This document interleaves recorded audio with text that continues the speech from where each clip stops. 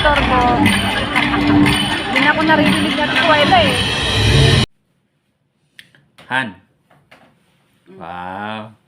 Ang ganda mo naman. Kailan ka nga uli nagsimula dito sa iPhone? 2009. 2009 hanggang ngayon. So, nagsimula yung magkaroon ka ng award. Natatandaan mo ba kung kailan yun?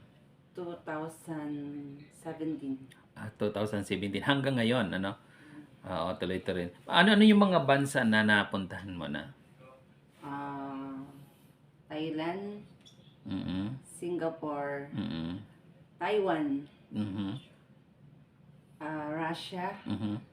ano kami sa Qatar, Mhm. Hong Kong, Vietnam. Wow, ang dami na.